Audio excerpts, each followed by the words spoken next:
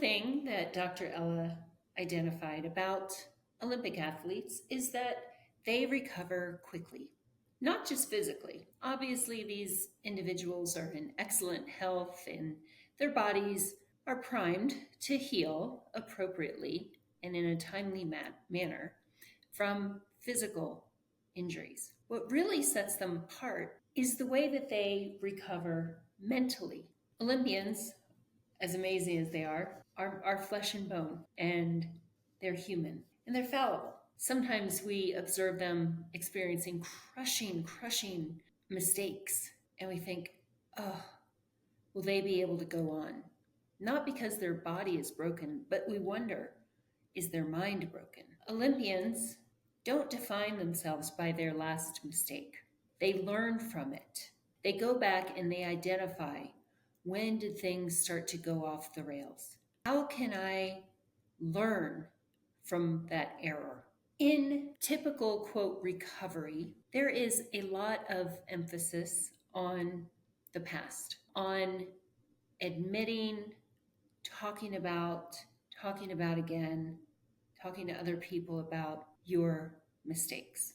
That can be helpful to an extent. And for some people, it works and is a long-term solution to their alcohol issue. I don't come from any judgment around how anyone stops drinking. Or we at AFL, a little bit like those Olympic athletes. Well, I spent a lot of time talking about my past, talking about how many times I drank when I wasn't going to, when I had promised I wasn't going to, about the things that I said and did that were not aligned with my character, my values. In hindsight, it wasn't a sustainable solution. Sometimes the shame and embarrassment would keep me from drinking when I would have a craving. But I didn't feel like I was truly mining the gold from the mistakes. I wasn't using those things to empower me as I move forward.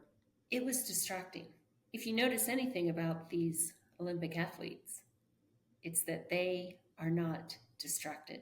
And so the same way that they can get up from a fall and perform again, compete, continue the competition. And we're sitting there going, holy cow, how do they put that out of their head? That's what we are training ourselves, our minds to do in alcohol-free lifestyle. We don't pretend that these things didn't happen. What we do is learn from them. Okay, that happened when I was drinking, and that bad thing happened when I was drinking. What's the common denominator? The alcohol. It seems like most bad things that happen in my life happen when alcohol is involved. Now, the logical mind would say, duh, don't drink anymore, except this is a drug. So it's different. However, in AFL, we're teaching you the science around what this drug does, how it takes you out of alignment with who you really are, and how to learn from it, how to take those defeats, those setbacks, and accelerate your path forward with a vigor and an excitement, recognizing that you have a choice. If those Olympic athletes just let their mind run nilly-willy, would they really have a choice when they got up to compete the next time? Or would the past and their mind decide for them? We all like to have choices. We all like to feel that we have agency over our own lives. They are seeking opportunities.